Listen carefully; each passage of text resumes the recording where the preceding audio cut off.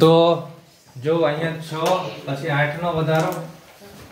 હવે આપણે 10 વધારીએ 6 પછી 8 પછી 10 તો આમાં આપણે 10 વધારીએ તો જવાબ આવશે 29. બરાબર. હવે આપણે જો 10 વધ્યા હવે આપણે 12 વધારીએ 12 29 માં જો આપણે 12 ઉમેરીએ તો 9 ને 2 11 ને વધી પડી 41 જો 41 આવી ગયા અહીંયા. બરાબર. તો સિરીઝ કઈ રીતે વધે છે? સિરીઝ કઈ રીતે વધે છે? 6 નો વધારો 8 નો વધારો 10 નો વધારો 12 નો વધારો. હજી જો સિરીઝ જો આગળ વધતી હોય તો 14 વધે.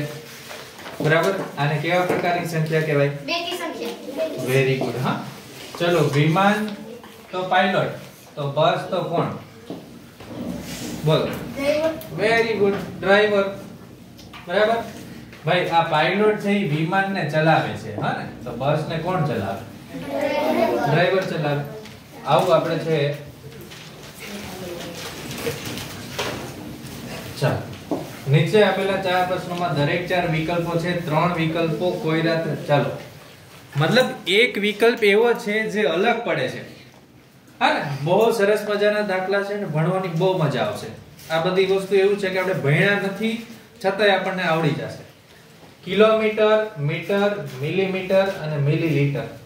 હવે તમે મને કહો તમને કયું અલગ લાગે આમાંથી? કિલોમીટર. બોલજી. મિલી. Very good. સાચો જવાબ છે દાવ. જોવો મીટર, મીટર, મીટર અને લીટર આવ્યું. તો સી છે એ અલગ પડે છે. ચાલો એના પછી હોકી, ક્રિકેટ, વોલીબોલ અને ચેસ. સાવ સહેલું છે. ખાલી થોડુંક દિમાગ લગાવવાની જરૂર છે. બધું આવડી જશે. હા ને? ચેસ. ક્રિકેટ. ચેસ. બોલ. બોલ. ચેસ. વોલીબોલ. ચેસ શું કામ?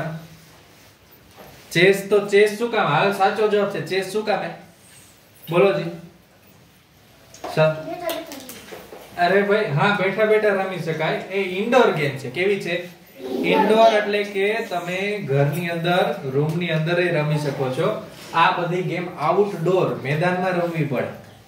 રમત બે પ્રકારની હોય ઇન્ડોર અને આઉટડોર. ખબર પડી? બરાબર. ચાલો આ તો બાલવાટિકા વાળાને આવડે. બાલવાટિકા વાળા બોલશે હા ને તમે કોઈ જવાબ નહીં આપો. બાલવાટિકા વાળા વિદ્યાર્થી જવાબ આપશે. કયો શબ્દ અલગ છે? બરાબર. મોગરો, સફરજન, કેળા અને ચીકુ.